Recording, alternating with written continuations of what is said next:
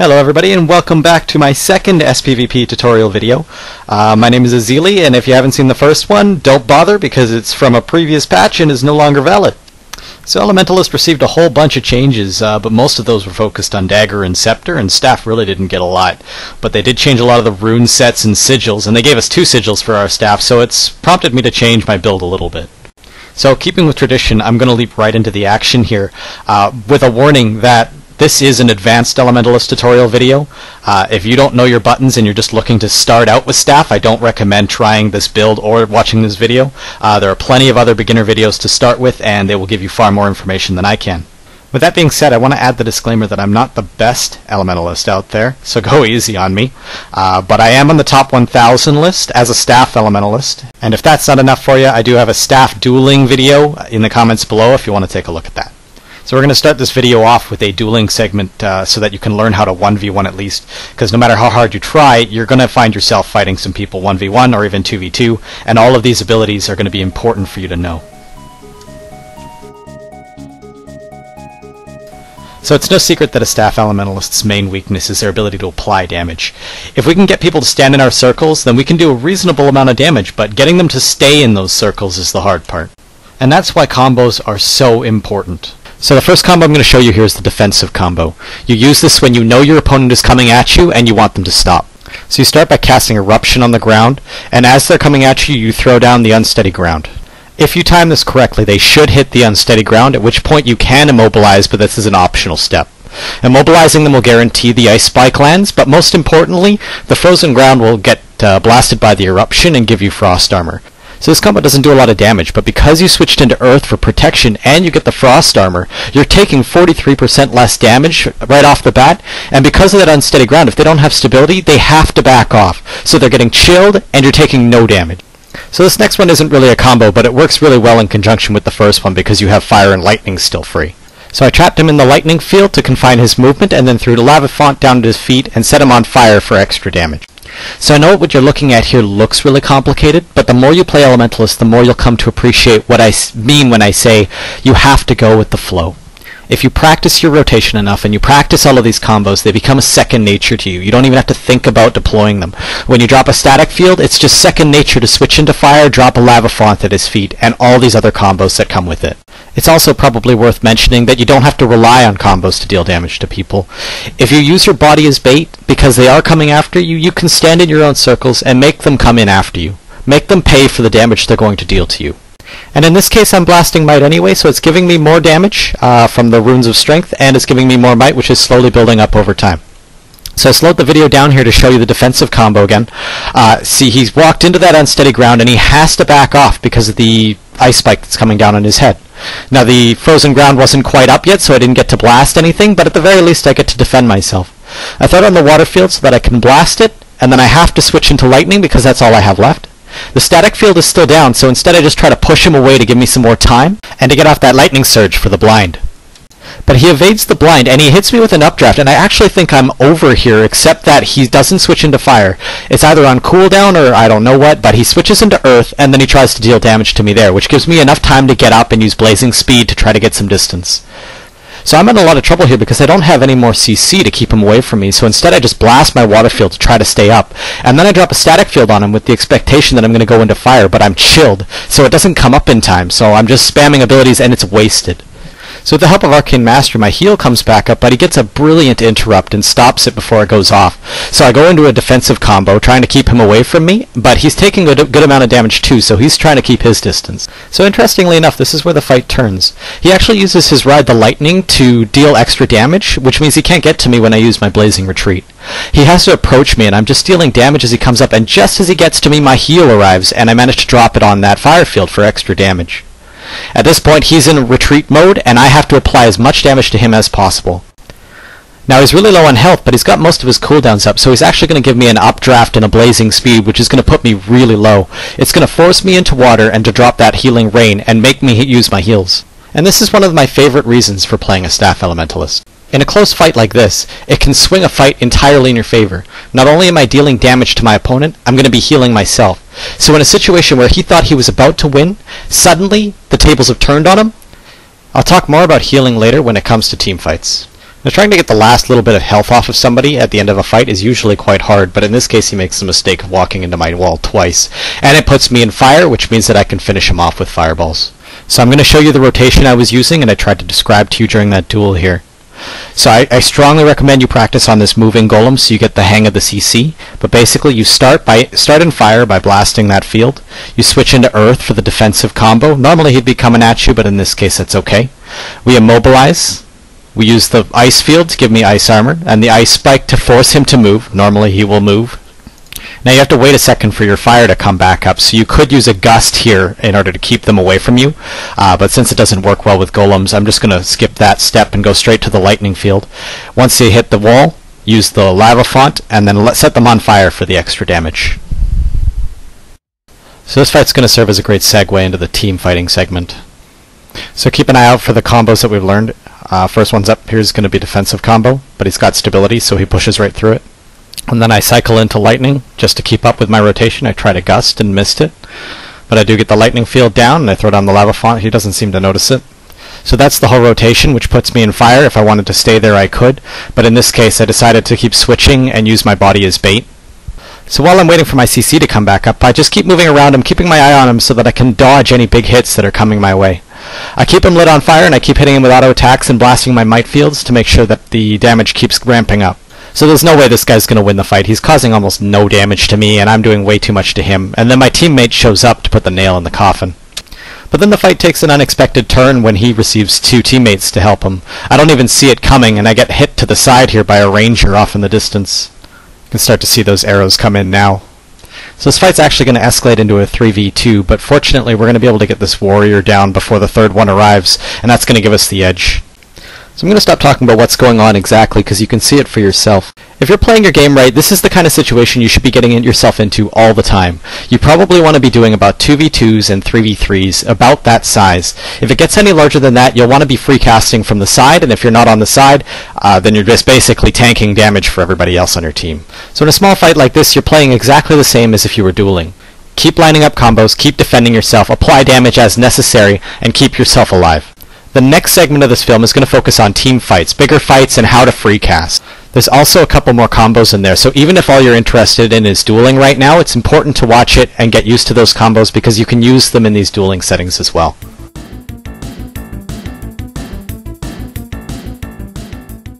So we're going to start out with a really basic combo. This one is really easy to land, and it's designed to hit targets at range. You can use it in a dueling setting, but I don't often do because you have to start in lightning to make it work. If you start in fire, then the last part of this combo doesn't work. So it's a good way to start out a fight if you see your opponent coming towards you, or if you get to free cast from the side of a battle like this. You would start by putting a static field down at their feet and then put the eruption inside. Now you use a shockwave to lock them in place for the lava font and flame burst, but in some maps, depending on where you're standing, the shockwave doesn't always go down the vertical axis, so you have to be careful for that. It's also a really big benefit to your team because you're blasting two fire fields in that one combo. The static field will dissipate before the eruption goes off, so you're not getting swiftness from it, and if you time it right, your arcane wave should also blast it and give you that extra might. Also, the combo ends in fire, so it sets you up for a defensive combo if you need it. So I'm going to show you the combo again here in slow motion. I really recommend you practicing against this golem before taking it into the arena, because once you get this enough practice down, it becomes second nature. You don't even have to think about it. So you throw down the static field there to lock him in place. You put the eruption on the side where you think he's going to walk into. You lock him in place, you put the lava font at his feet and set him on fire. Notice how the blasts don't go off until the static is gone, which gives might to your team. So keep an eye out for the ranged combo here. I'm going to do it again. Notice that the shockwave doesn't actually get up that little lip there, so that's a wasted ability for me, but it's the same rotation. So I'm in no danger of getting interrupted here, so I throw down a meteor shower. I decide not to tornado because I'm not going to go into the fight, which I'll talk more about later. I actually really want you to pay attention to the unsteady ground that I'm about to drop here. You can actually pivot the direction of an unsteady ground by changing the direction of your character before the channel is completed. Notice the direction of the wall in relation to my character. It's facing the way I'm facing, which allows me to put up a wall to block my opponent from getting back into that circle, even from here. This has many applications. I'm just going to show you a few, but before we get into that, I'm going to make sure you can see it here against this golem. So you put the unsteady ground down and you pivot your character 90 degrees, and as the channel is completing, that's when it checks for your direction. Okay, so how do we use this? The first and most obvious answer to that would be the defensive combo, but from range. I noticed this Necro free casting, so I throw down a defensive combo behind her to force her to move forward instead of backwards. And with such low health, that's going to be a very dangerous position for her to be in, especially with me focusing her up from way up here. You can also use this combo in exactly the same way as you did in a dueling setting, but you could use it to protect your teammates. By pivoting that unsteady ground, it makes it possible for you to do it from range, or from a perch like up here. And as you watch this Necro run, if I didn't use my unsteady ground to begin with, I could pivot it right now to prevent her from running. I'm going to show it one more time here. Notice I put the wall down perpendicular to him to prevent him from getting to the point before I could. And that brings us to everybody's favorite part of playing a Staff Elementalist, and that is the Meteor Shower Tornado combo. You drop a Meteor Shower and then you go into Tornado, which gives you an additional boost to power, vitality, and precision. The only thing I want to add about this is when you do the Meteor Shower Tornado combo, get in there with the Tornado. If you don't have enough health to go in, then you shouldn't be using the Tornado in the first place. You'd be better off just sitting off to the side casting combos. But with Meteors coming down, hitting for as hard as they are, and you're throwing bodies around, I mean, you're kicking people out of the circle and you're creating hell in a team fight. It's great. Also, don't forget that vitality increase from the Tornado form itself. So getting in there even with half health might save you from a thief. Going to show it to you again one more time. Look at how they go from full health to nil. If you wanted a reason to take a Staff Elementalist to your team game over a Dagger Elementalist, this is it. And I'm not even glass. And speaking of reasons to take a Staff Elementalist, remember I said I would talk to you about healing. Look at this character's health. Look how low she is. Watch as how I blast these fields, I'm putting her back up to full. And what's more important than that, look at how I'm dealing damage to my opponent at the same time as healing my ally. If I'm dealing 2,000 points worth of damage to my opponent and healing my ally for 5,000 health, that's a 7,000 damage difference. And that's really going to swing a fight in your favor. And that brings us to the build portion of this video. The only thing I would really note here, if you're going to alt this build at all, I would not take any points out of fire, or if you are going to take points out, take them all out. And the reason for that being, Sunspot is a worthless ability. So just going into the fire tree alone, it's going to cost you 5 points to get in. And this is completely wasted.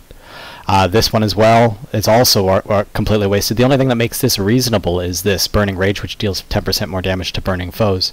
So you have to go 25 points in, or sorry, 5 points in at least, just to get that first trait to be worth something. So go 6 points or go 0. That's my opinion.